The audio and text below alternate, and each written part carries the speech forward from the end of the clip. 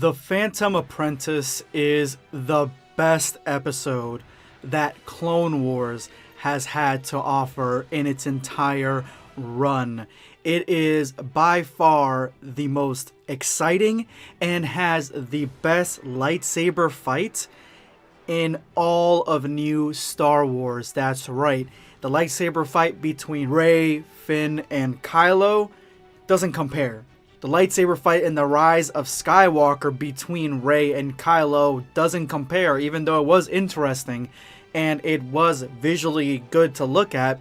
This is choreographed to the best extent that I've ever seen any CGI be choreographed in a fight scene.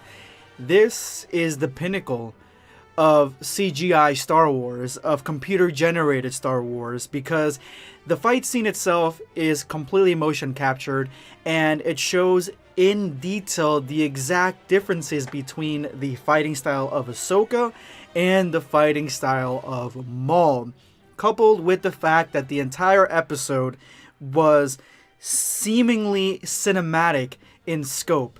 There were so many wallpaper-esque clips that just look extremely beautiful.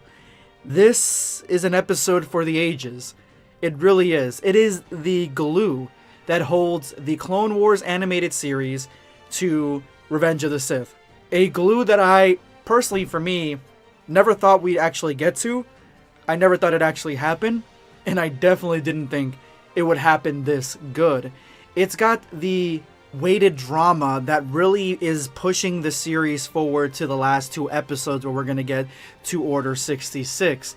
And the previous episode with Anakin and Ahsoka's send-off, where the clones painted their helmets and gave her a salute, that was fun. I actually really liked that.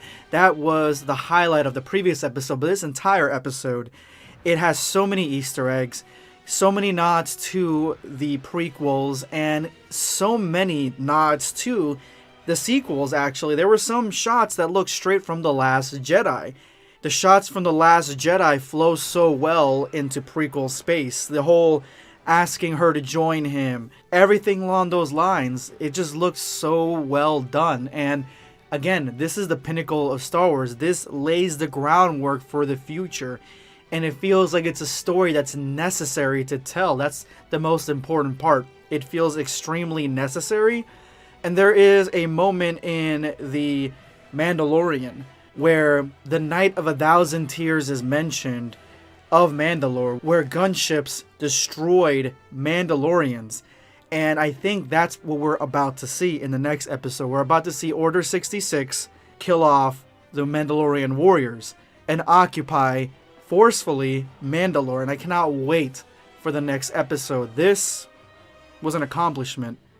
The music, the timing, the nods, all the Easter eggs. Fan service didn't even seem heavy-handed. It was very well placed. And the voice acting.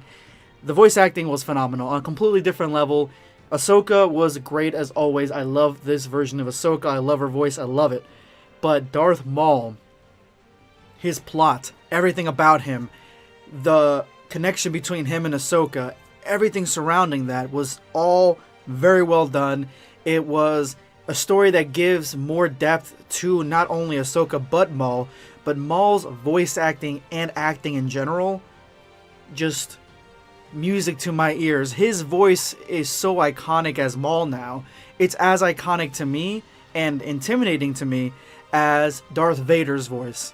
It's perfect. This was my favorite episode of the Clone Wars. Let me know in the comment section below what you guys thought of the last episode of the Clone Wars, The Phantom Apprentice, which has the best title of not only Clone Wars, but in anything that I've seen Star Wars. This is such a great title because it has so many meanings. It's to Anakin, to Ahsoka, to Maul. It's just so good. Let me know what you guys thought. This is going to be Nerdscape signing off. Take care, guys.